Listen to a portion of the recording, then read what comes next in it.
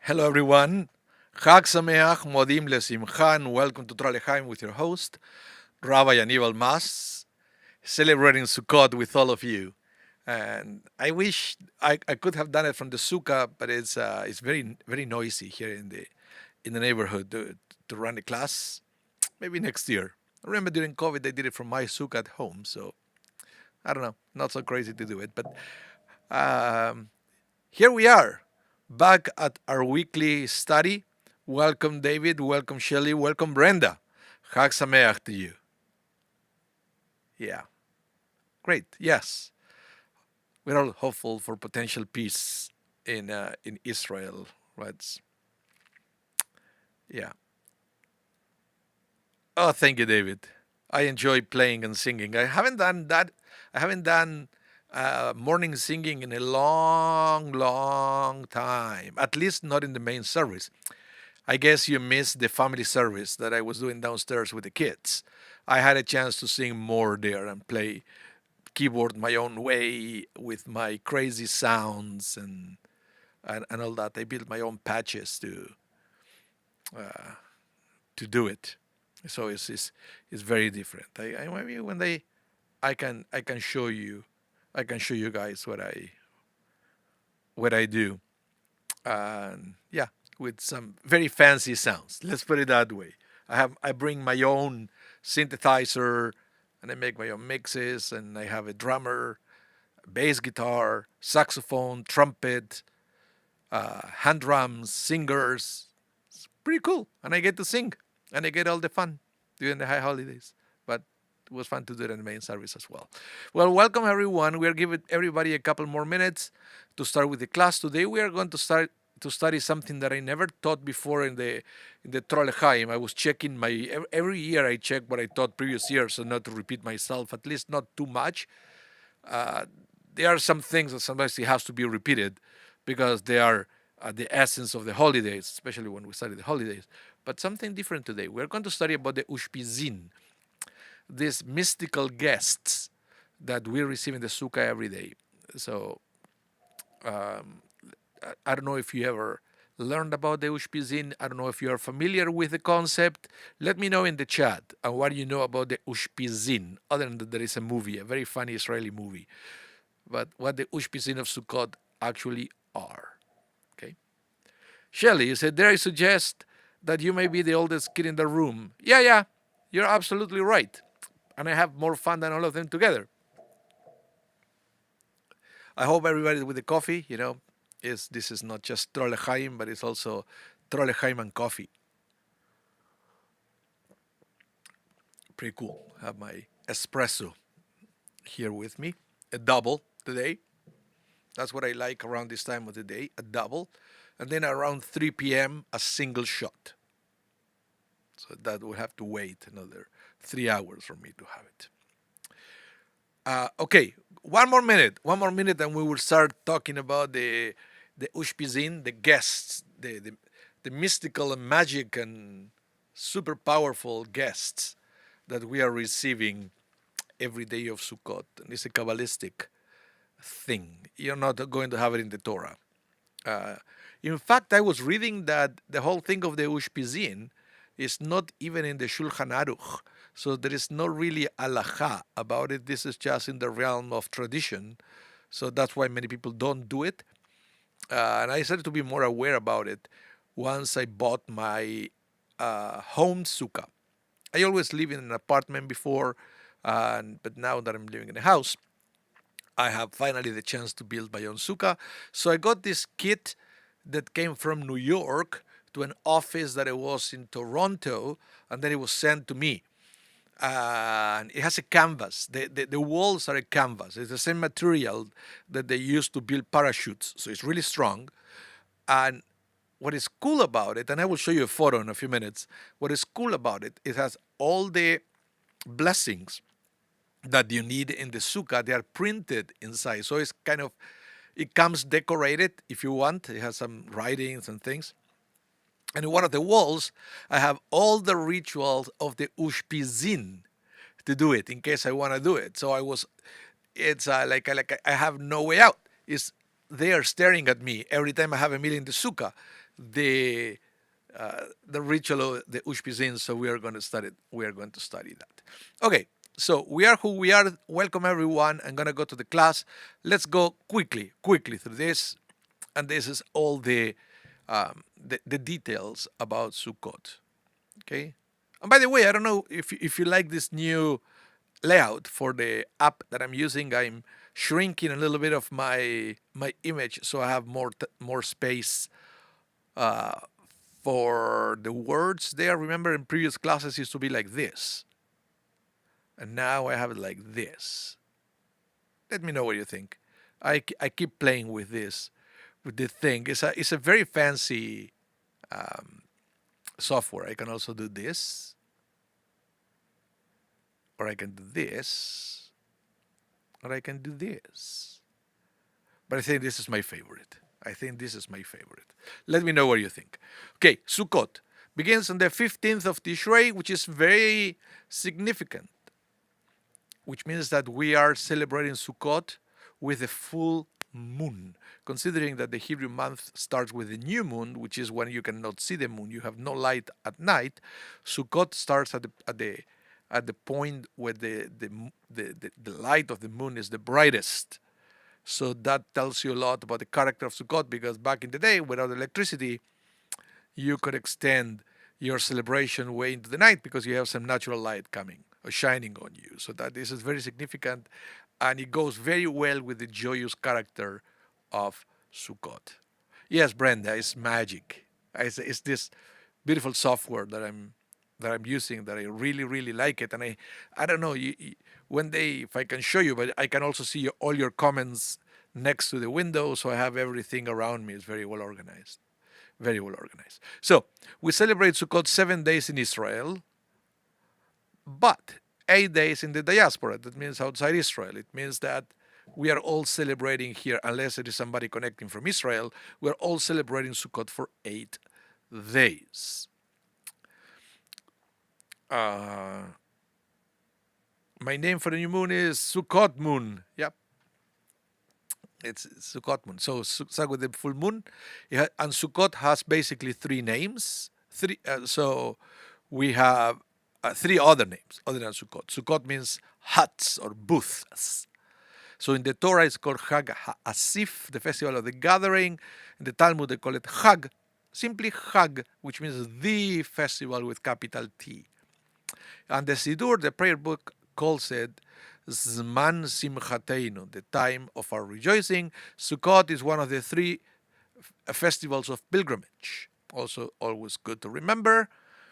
Remember that only the first 2 days in the diaspora are Yontef, with all the restrictions, but in Israel it's only one. It's only the first day. Okay, so I was noticing it because I'm subscribed to some Torah sites, which I use it to learn new things every week. And I just realized that many of the rabbis that I follow are from Israel. And are from Israel. Hi, Abraham. Welcome. Yeah, it's the first 2 days actually are our festival in the diaspora. Yeah, thank you for the clarification. And so I realized that in Israel, many of the teachers that I follow are in Israel. Why? Because second day of Sukkot, that is Chag here, I started to get all these notifications on my phone, which of course I don't check until the end of Chag, but it was ping, ping, ping, ping, was ping. What was that? It was for them. It wasn't Chag anymore, so they were uploading all these Torah classes.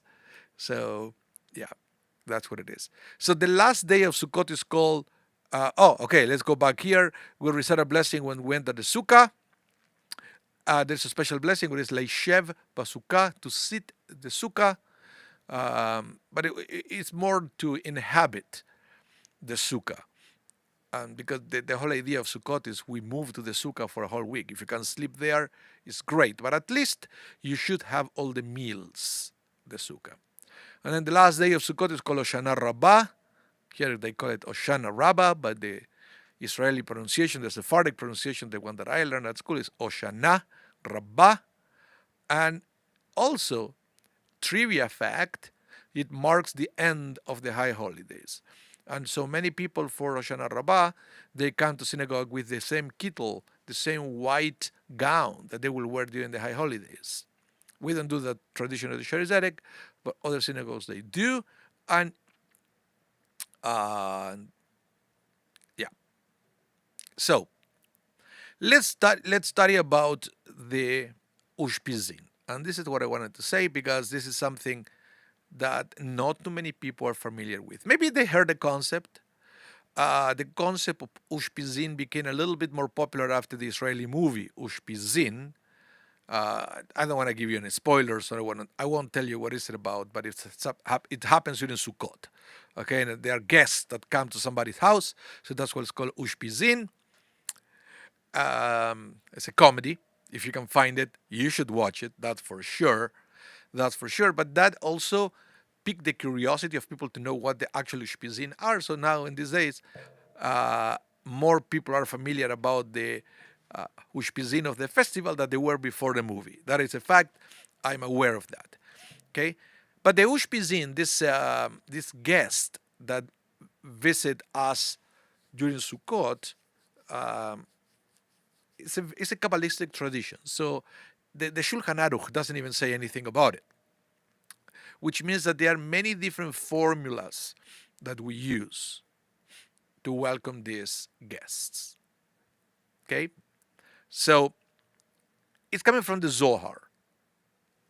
Right away telling you that this is something mystical. It's Kabbalistic.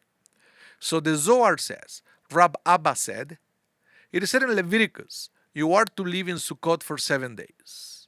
Okay? And then the verse continues, and it says, every citizen of Israel is to live in a sukkah. This is brilliant, the interpretation of Rav Abba. Why is that? Because he realizes that the second part of the verse is unnecessary. If he starts saying, every citizen of Israel is to live in a sukkah, you are to live in Sukkot for 7 days, that should be enough. That should be enough. But the fact that continues by saying every citizen of every person of Israel is to live in a sukkah. So why the repetition? So Rab Abba will say the reason for this is that the first verse, the first part, is for the Ushpizin, the guests that we receive, the special guests. And the second verse is for regular people. So say basically, you are to live in Sukkot for 7 days is God's instructions to the Ushpizin, to the guests that we are going to receive. Okay, that verse is for them. And the other verse that it says, every citizen of Israel is to live in the Sukkah is for us. That's the Zohar interpretation of this kind of unexplicable or inexplicable repetition. So now we know what is the thing. So, but the Zohar is very, the way it mentions the Ushpizin is as follows. It says, the Ushpizin, which means guests, are Abraham, Isaac, Jacob, David, and other tzaddikim, and other people, other righteous people. It doesn't say who are the rest. And we know that we have 7 days of Sukkot, okay? 7 days of Sukkot. So you have Abraham, Isaac, Jacob, David. You have only 4. Who are the other guests? Okay? That's why you will see in a minute that there are different traditions of who comprises this list of guests of Ushpizin. Okay? So there are at least 3 major lists. 3 different group of people will follow 3 different traditions. Number 1, the list is Abraham, Isaac, Jacob, Moses, Aaron, Joseph, and David. Okay, in that order. And that is accepted in many Hasidic groups. Then you have the other list, Abraham, Isaac, Jacob, Joseph, Moses, Aaron, and David, which, by the way, this is the one that goes in chronological order, is more common within Lithuanian communities as well as some Sephardic communities. Okay? And there is another one that is Kabbalistic, the Kabbalistic tradition that skips Joseph altogether, and his listing is Abraham, Isaac, and Jacob, Moses, Aaron, David, and Solomon. So those are the most common, that is the most common lists of the guests that we receive every day. Any questions so far about this? If you have any questions, let me know. I will just stop and will try to answer if it is any question that you have about the Ushpizin. Okay. Now, what you see there is a photo of my sukkah. Okay. My sukkah has that picture that it was printed on the canvas. And then I realized I went to check what is the list that my sukkah offers. And it's Abraham, Isaac, Jacob, Joseph, Moses, Aaron, and David. So my sukkah is printed in a way that we welcome the Ushpizin in chronological order, which is basically, as I mentioned before, either the Litvak tradition or the Sephardic tradition. This is not the Hasidic tradition or the Kabbalistic tradition. Nevertheless, it's I just wanted to show you what is the Seder Ushpizin on my my sukkah. By the way, if you don't read Hebrew, Seder, the order, Ushpizin is printed on the banner on top, and then it's all in Aramaic. The formula, this is the basic one. There are more complex formulas I'm going to show you in a minute, that how we go to receive and welcome all these guests. Okay? Now, why do we welcome these 7 tzaddikim, these 7 righteous people? What's so special about them? And again, remember, this is coming from the Zohar and the Kabbalistic tradition, so they explain it the following way. They said, number 1, we welcome Abraham. Abraham represents chesed, or kindness. Welcome, Nikto. Welcome to the class. I hope you enjoy it. If you have any questions, please ask. Okay, I know that many of the words that I'm gonna use are in Hebrew, or so just ask, and I will I will try to answer. Okay, so Abraham represents chesed, or kindness. Abraham is the father of the Jewish people. His life was defined by his radical hospitality. Abraham is the one, I don't know if you remember, guys, that he was just circumcised. He was still in pain for his circumcision. He did it at an old age. And nevertheless, as soon as he saw travelers in front of him, he ran to welcome them.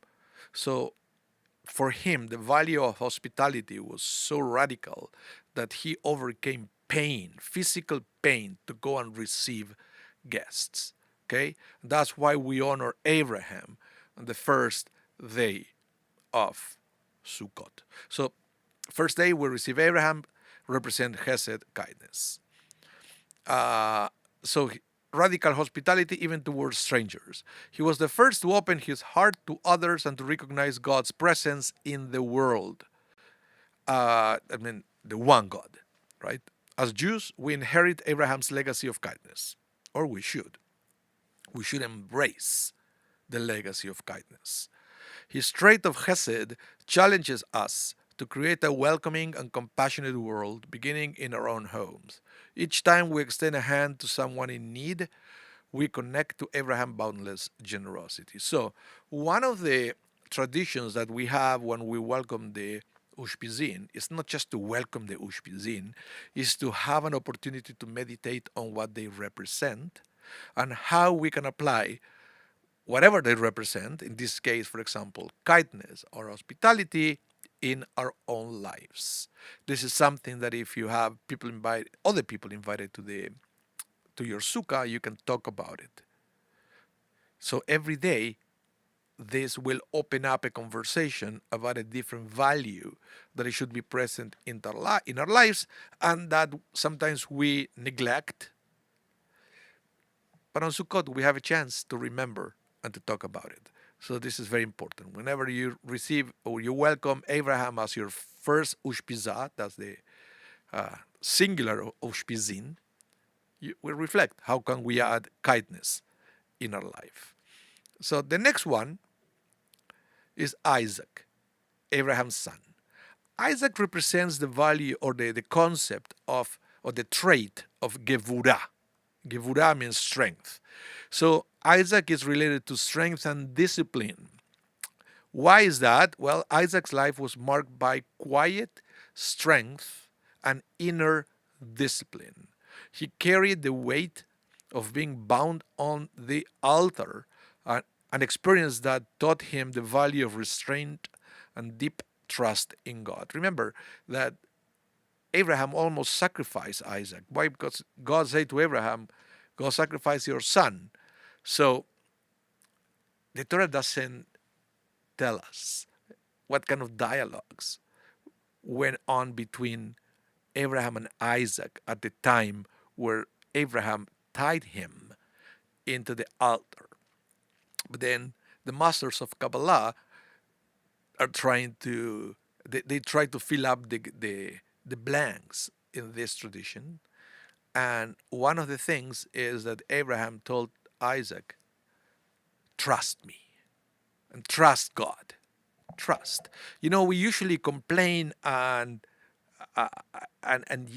scream and complain and when we don't trust, when we think that there is something is wrong, so we feel that we have to intervene. Isaac was able to trust. If his father told him, trust me, trust God, he was quiet and trusted. He believed. He was a believer. He was a believer. And at the end, everything was good. No harm was inflicted on Isaac. So he was right to trust and to remain quiet. So every time we read about Isaac, we value his inner strength to remain quiet and to trust his father, and on top of even more so his father in heaven and God. Okay, so we are connected to Isaac through our ability to endure challenges with faith. Every time we hold fast to our values, even in difficult situations, we are channeling Isaac's strength. His trait reminds us that real power often comes through self-control and patience. And again, if there is something we should reflect when we study about Isaac, is about all the situations where we are quick to speak, to say something, and to complain, and to do something. But sometimes we have to learn that not every situation deserves our intervention. Sometimes we have to take a deep breath and trust. So this is an opportunity to reflect on that value that we call it the Gevurah. Okay. Next is Jacob. Jacob represents the Tiferet, which is harmony and truth. Now, we have to remember that Jacob was the third patriarch, okay? And as the third patriarch,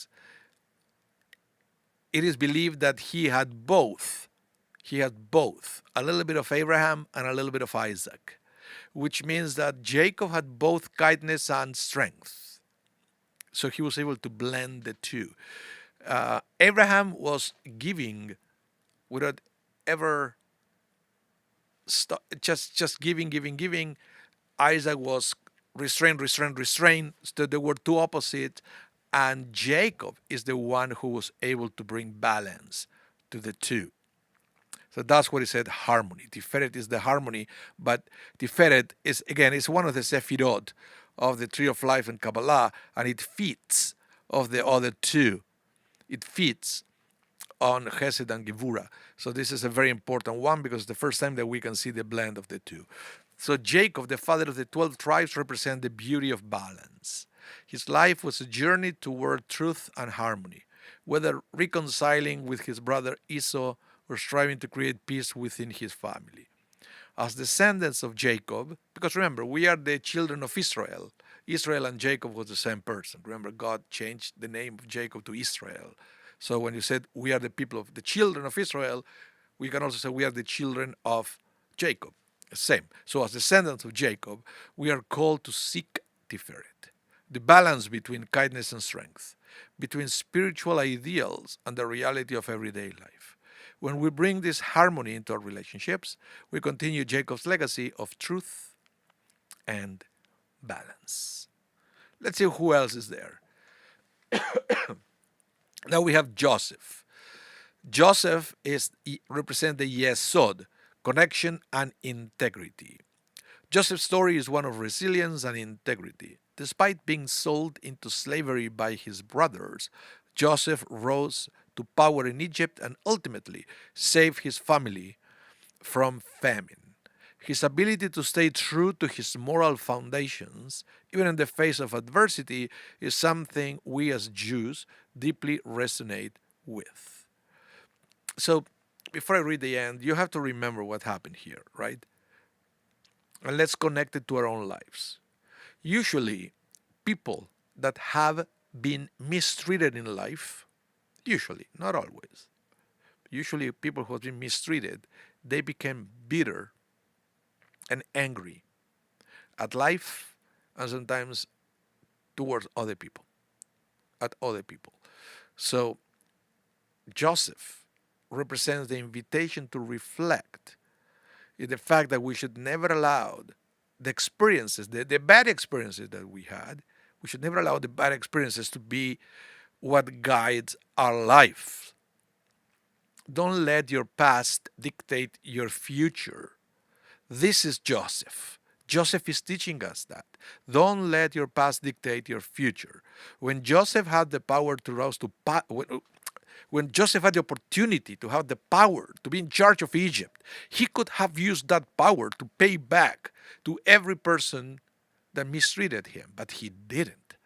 In fact, he forgave everybody before him, and he used the power to serve the world and to feed the world in a time of famine. So we have a lot to learn from Joseph, a lot to learn of not letting the past dictating your future. Always remember that. So, Joseph's trait of integrity reminds us that strong, honest relationships, whether with family, friends, or God, are the foundation of a meaningful life. Then the next one is Moses. Moses represents the Sephirah of Netzach, perseverance, and also leadership, but perseverance in leadership. Moses, the greatest of our prophets, led the Jewish people out of slavery in Egypt and toward the promised land. His life was one of tireless dedication to his people and to God. As Jews, we are eternally connected to Moses through the Torah, the greatest gift he gave us. Every time we study Torah or persist in a difficult task, we are connecting to Moses' trait of Netzach, the resilience to keep going, no matter how overwhelming the challenge. So what happened with Moses is he was a leader. He was a very good one, very good leader. But he has so many setbacks that most people I know of, they will have quit after 2 or 3 of this. Every time that the people of Israel rebelled, imagine the golden calf, and then when they were complaining about the manna and so many other things. But Moses persevered. He never quit. So Moses, when we welcome Moses into the Sukkah, is an opportunity to reflect on every opportunity we have to quit, but we don't. But we don't. It's important sometimes to learn that from Moses. He had every reason to quit, every single reason, but he didn't. He remained strong. He remained strong and committed to his leadership. And that's something that we should learn when we invite Moses to the Sukkah. Then we have Aaron, which is Moses' brother. Aaron represents Hod, which is one of the Sephirot. representing humility and gratitude. Aaron, Moses' brother and the first high priest, was known for his humility and his ability to create peace. In fact, that's the way the scripture, the rabbinic scripture, will honor Aaron as the one who would pursue peace all the time and was trying to make peace among people. That's why he was uh, the mourning that the Jewish people observed for Aaron was more intense than the one they observed for Moses. It looks like not everybody liked Moses, but everybody loved Aaron. Everybody loved Aaron because he was people's people. He was able to solve lots of their internal problems. That's why he was so beloved. Okay, so let's continue. He had a special gift for bringing people together even in the midst of conflict.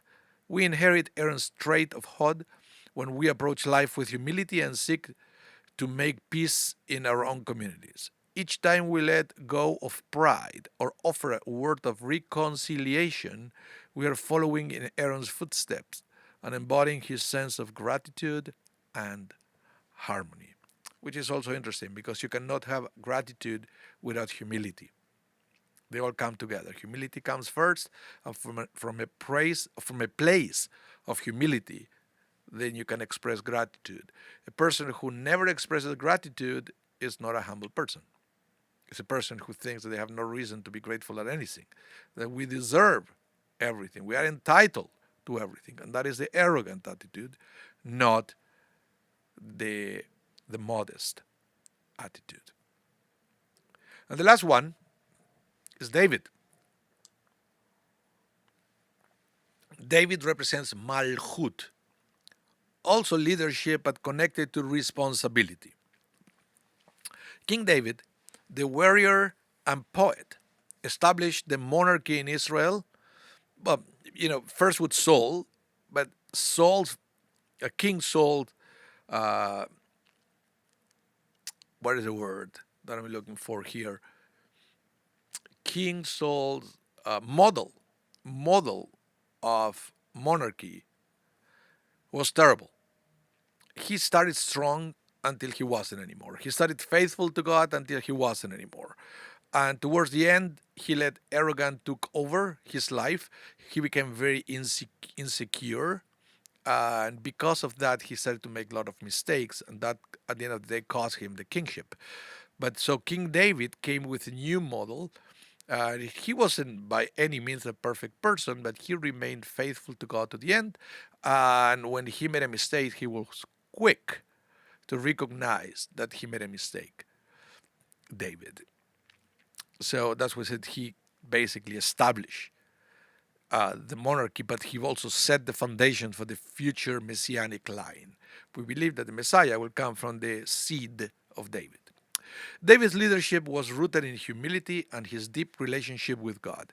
As Jews, we are connected to David through our shared sense of responsibility for the world.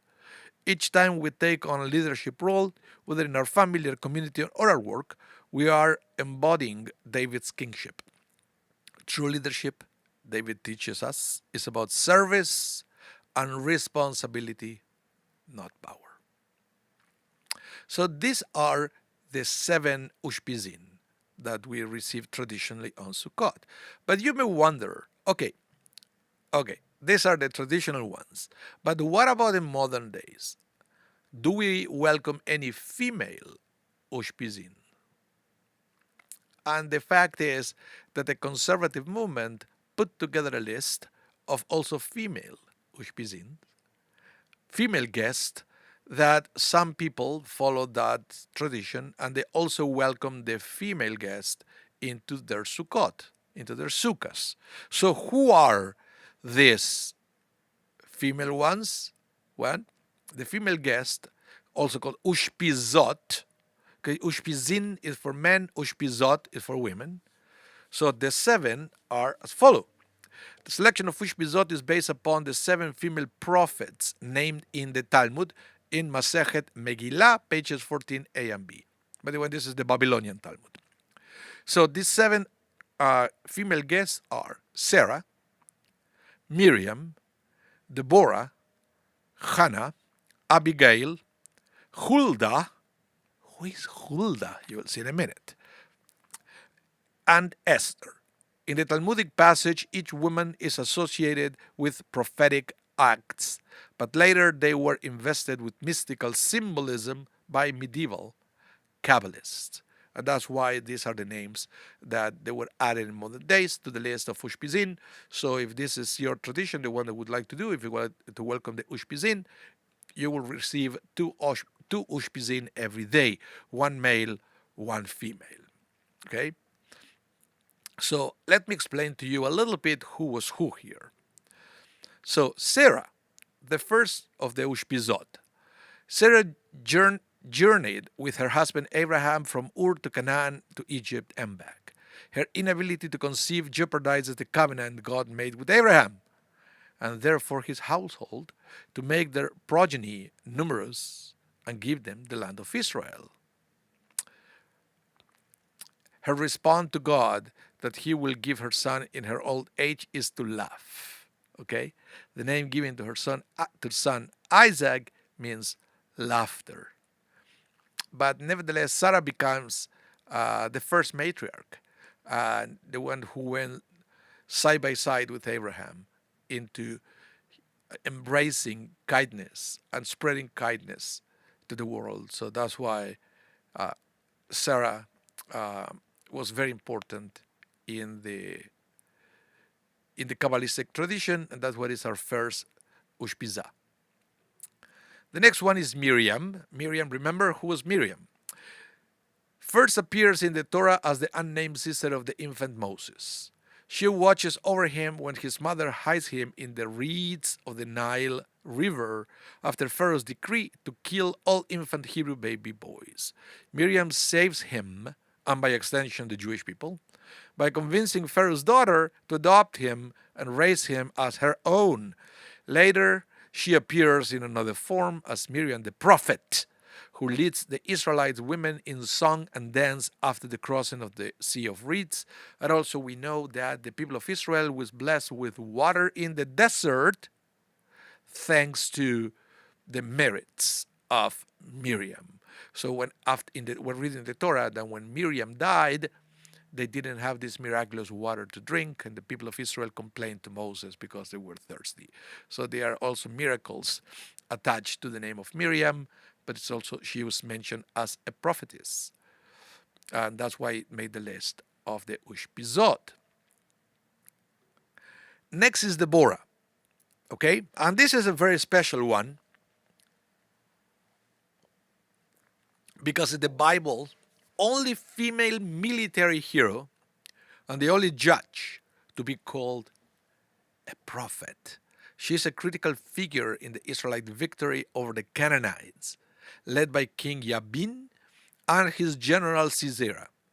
Deborah is often depicted sitting under a palm tree, adjudicating legal matters. She should, in fact, be depicted wearing a helmet and brandishing a sword. She was also a military figure. So this is a name that is worth study if you ever have a chance, because this is unique. Deborah is unique in the biblical tradition for all the things that she represented in that generation. Was unique as a woman figure in the Bible. Now the other one is Hannah, and this is kind of a famous one, the one who prayed for a baby, and everybody thought that she was drunk with the way she was uttering the words. But so Hannah is the most loved, but again cursed with infertility, of the two wives of Elkanah. In despair over her childlessness, she offers a silent prayer at the sanctuary at Shiloh for God to open her womb. In her prayer, she vows to consecrate her child to the service of God. When she becomes pregnant and gives birth to a son, Samuel, Hannah sings a triumphant song that proclaims her success over her adversaries and the ultimate power of God. And eventually Samuel became a prophet and a very important person as well. Samuel is the one who ended up anointing David as king, and it was also the council person of King Saul, so became a very important person. And Abigail's story begins with a description of her wealthy husband Nabal. David, not yet king of Israel, travels to their tribal area and asks Nabal for hospitality. Nabal refuses, and enraged David prepares to attack him. Abigail brings David food and drink and asks him to spare her husband. So she's recognized here for her wisdom and her ability to create peace, almost like, remember, like Aaron, the way he used to do it. So Abigail also became that. That's why it's praised in the Talmud and mentioned in a special place. And the other one, this is the probably the most unheard one for many people that I share this information with, is Hulda. In English, we spell it with an H, but in Hebrew it's Hulda. Hulda is a prophet. She's like a full prophet, who validates the scroll of law found in the temple during the time of King Josiah.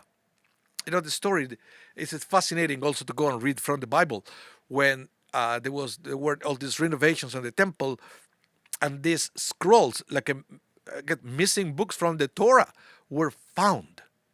And when King Josiah reads it, freaks out because they realize all of a sudden that they were transgressing the law by ignorance, I guess. Maybe they probably heard that they didn't supposed to do things, but there was nothing written saying that they shouldn't do certain things. But now the proof surfaced, and they freaked out. And then when they read all those restrictions or things that they shouldn't be doing and they were doing, they said, okay, let's go ask the prophet if this book is legit. Interestingly enough, and there are many theories about this, what happened is they didn't go ask Jeremiah, that it was the main prophet of the time. Why they didn't ask Jeremiah? Few theories. Number one, they were freaking out about Jeremiah. It looks like he wasn't he never sugarcoated anything. He was very harsh the way Jeremiah was talking to them. Okay? But what happened is, and some people say that actually Jeremiah wasn't in town, maybe. So Jeremiah wasn't around, so they went to talk to Huldah, another recognized prophet. So they go to her. Okay? So Josiah sends his emissaries to Huldah, asking if the scroll is authentic. This story affirms that prophecy was indeed a role practiced by women in antiquity. Well, long story short, she also didn't speak nicely to them and said, yes, it's authentic. You people are all sinners, are all going to die. Except for Josiah, because he repented. He repented after he heard that about that. That he was. So she told him, you're going to be spared because you are repenting of your actions. Okay? And the last one,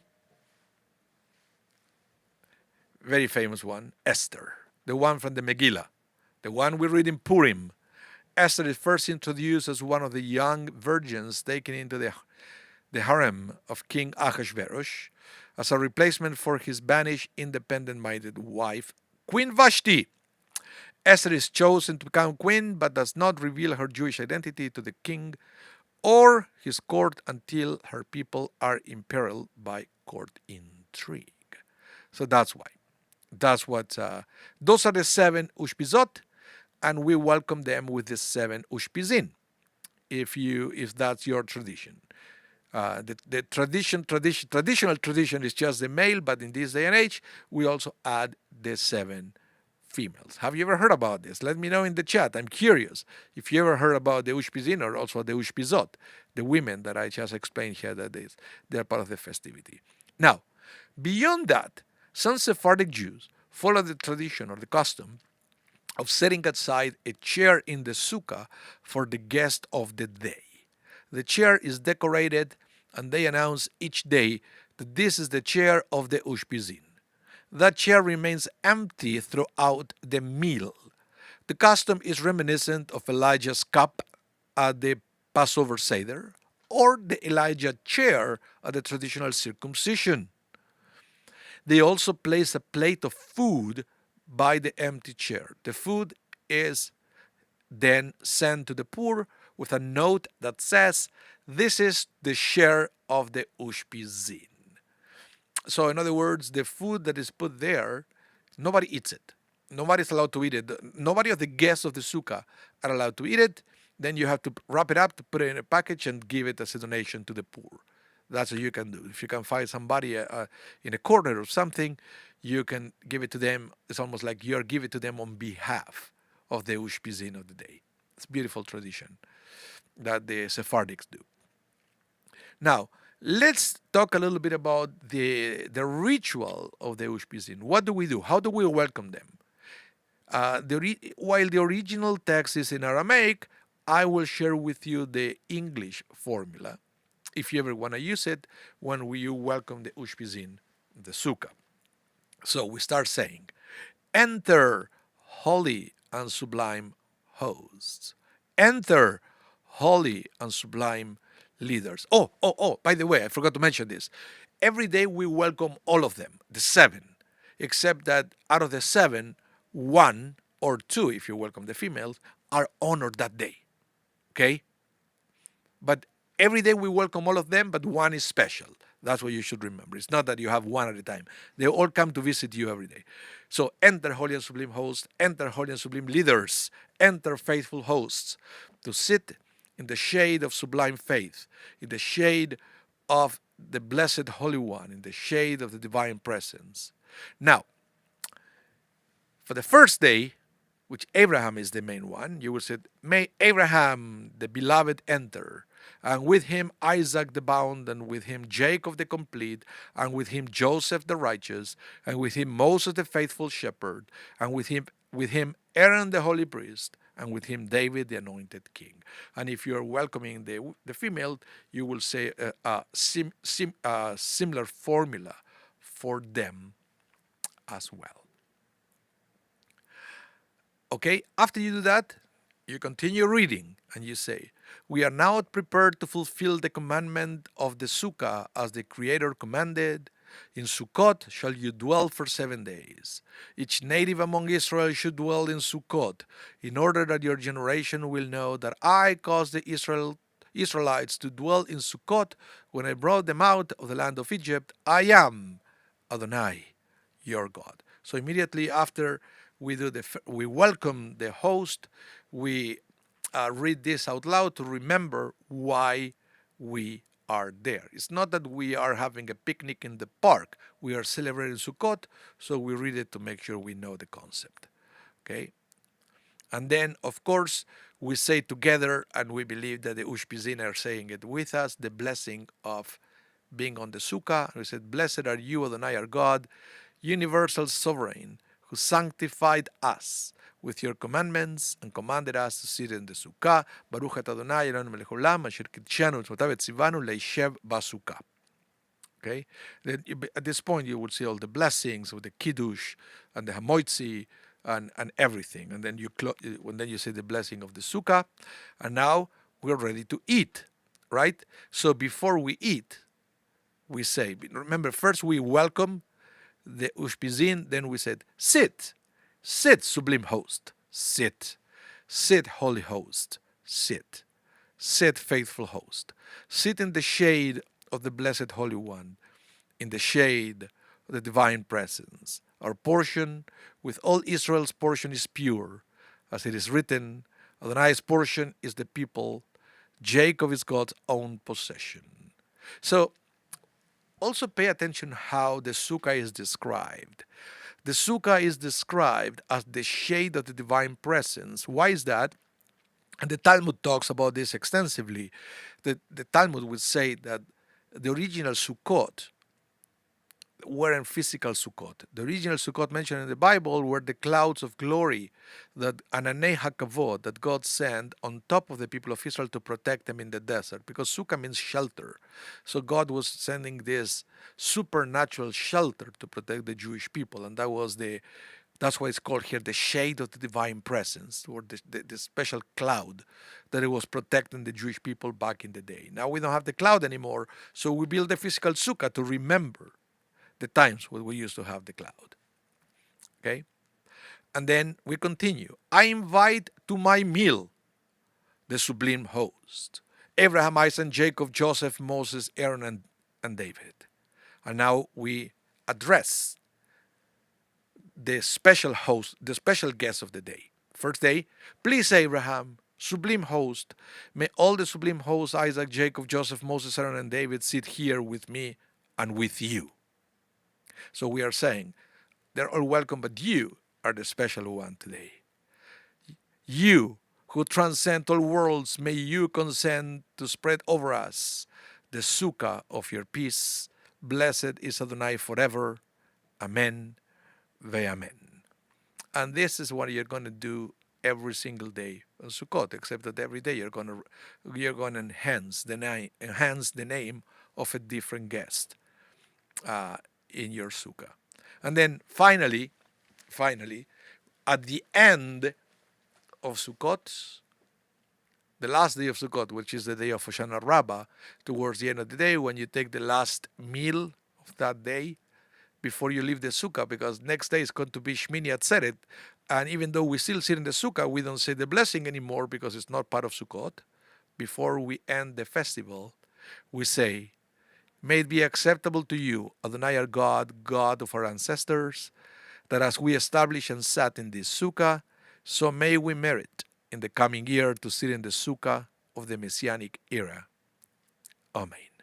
And that is the way we wrap up this beautiful festival of Sukkot. Okay? So, here you have it. I wanted to teach you something different about the Ushpizin. It's something I wish I learned this at the time that I was a student, but nobody ever talked about the Ushpizin back in the day. But now we have the opportunity to study together about this beautiful tradition. And if you have a sukkah at home, you can make this tradition your own. It's a beautiful thing to reflect in very important values that we should be adding to our lives, that they come in the form of these 7 figures that they're represented such an important things in the life and in the history of the Jewish people. Okay? So, well, thank you so much, everyone, for connecting with me, for tuning in. Thank you. Have a Chag Sameach, a wonderful and joyous festival of Sukkot. And remember, as soon as Sukkot is over, we have Shmini Atzeret. We come to synagogue and we have Iskor on Shmini Atzeret. And then that evening is Simchat Torah.